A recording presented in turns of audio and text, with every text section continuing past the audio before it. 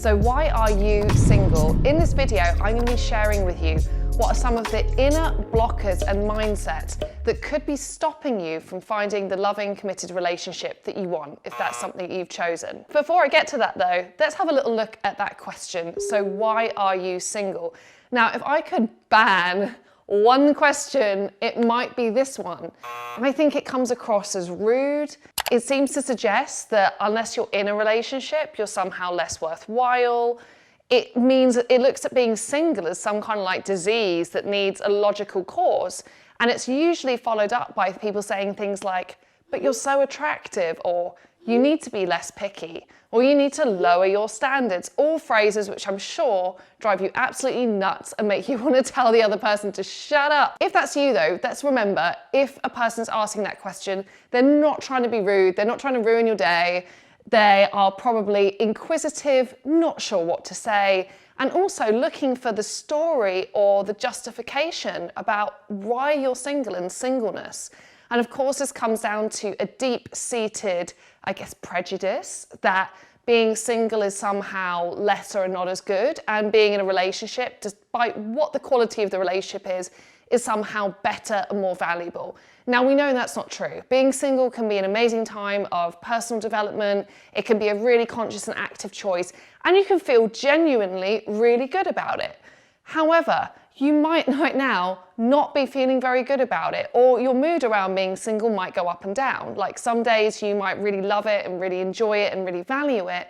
And then at other times you might just think, you know what, actually, I've kind of got a degree in being single now and I feel like I'm ready to move on and I want something a bit more. I want a change in my life.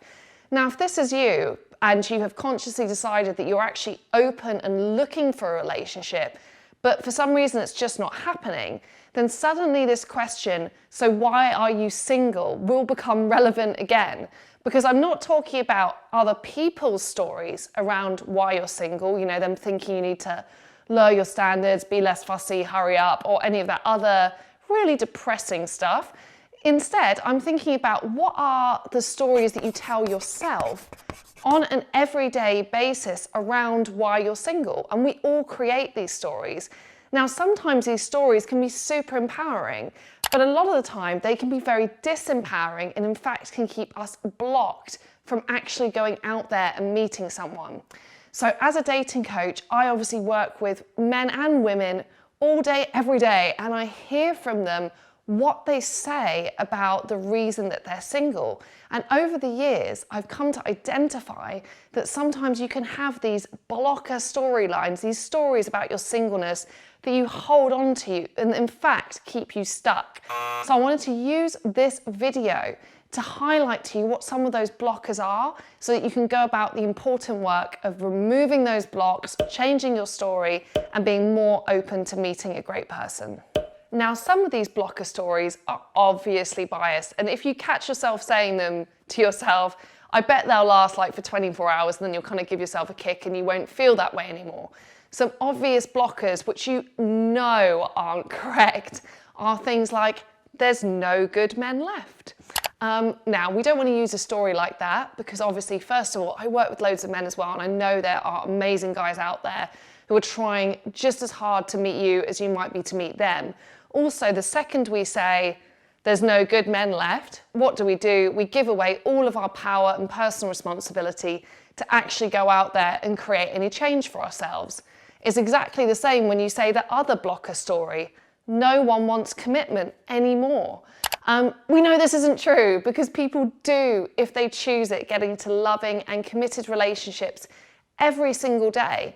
So it's not that no one wants the same things. Obviously, though we have many more relationship choices open to us, that happens for people every day. So that's not going to be the reason that's not happening for you.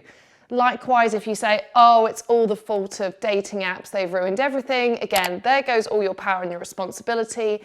And yes, whilst dating apps have changed things, there are many people on dating apps who are going to be looking for exactly the same things as you. And perhaps the real question there is to ask yourself around how you are using and approaching and mentally engaging with those online dating sites and what changes you need to make there. So there are some like pretty obvious stories or blockers that we could say to ourselves around being single that can keep us stuck. And they keep us stuck Because by believing in that story, you actually stop yourself from going out there and taking any more action around meeting someone. However, sometimes these blockers and these stories are less obvious and they fly under the radar or kind of masquerade themselves as being very empowering things that we tell ourselves, when in fact, just like this last set of blockers and stories we've looked at, they still keep us stuck. So here's the first one. Maybe this whole dating and love thing just isn't for me, it's just not in my destiny. Now, this can feel temporarily like quite a nice thing to say to ourselves sometimes, because it kind of takes the pressure off and we start to focus on other areas of our lives that are giving us more reward. And obviously, if you're not really getting a lot of joy and pleasure and enthusiasm, motivation from your dating life, but your work is amazing, of course, you're naturally going to start to shift your focus over in that direction. However, I would warn you to just be very careful of continually visualizing a future where you don't have both and you just have one. Because as soon as we start to focus on that vision of ourselves in the future, you may become closed down to other options or different ways that things could happen to you in your life. It's too stressful to try to force anything, so I'm just going to let stuff be. Now, again, this can be another story that we hold on to around being single, which can in the moment feel nice because it takes the pressure off, it doesn't make dating the be-all and end-all, and all of those things are good things. However, like with everything in life, there's a balance that has to be struck between accepting where we can't control things and going with the flow, but also taking enough action that the possibility of the things that we want might happen. So sometimes if we say, I'm not going to force anything, what we might do is slide too far in one direction and actually not take enough action to meet someone. So it's okay to say not to force anything, but I would still, if dating is important to you, still need to devote time to it, whether that's going to a new social activity every week or two, setting up a great online dating profile, of course, coming to work with me and my coaches and learn how to meet men in real life. If you want more information on that, there is a link below this video. But finally, let's look at the last blocker that can seem empowering but can sometimes also be disempowering, which is, I'm not going to settle. And damn right, you shouldn't settle. None of us should accept that a relationship with someone that is toxic or unrewarding or we're just not that into it is better than achieving that happiness and that fulfillment by ourselves. I'm not saying that. However, I think when we look at the concept of settling, compromise and accepting that actually we are an imperfect person and we're going to couple up with another imperfect person and we're both going to work hard to bring this relationship to life. That's kind of the deal, rather than someone perfect and amazing comes along and they complete your life. That's not how it goes. So remember that the true spirit of a relationship is about compromise and it is about mutual effort. So be careful not to be too idealistic or hold standards around the wrong things really at the beginning of a relationship.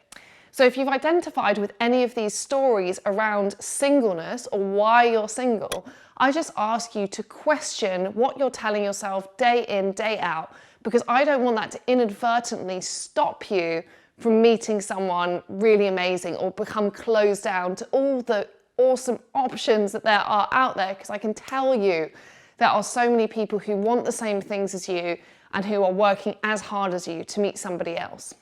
So instead, I would decide to choose a different storyline around dating, or maybe a more empowering mantra.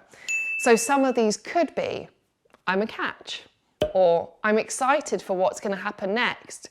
I'm happy as I am now, but I'm open to new possibilities in the future. Or I don't know what's going to come up for me, but I can't wait for it to happen.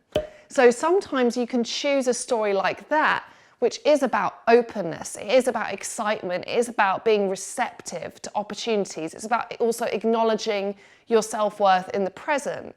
And that might be better for you than one of those other stories about, oh, it's just all men are bad, dating apps are bad, or, you know, I'm not going to settle, or I'm not going to do anything about this area of my life. So think carefully about what your story is around why you're single. We don't care why everybody else thinks you're single, but I do care about what you think about it.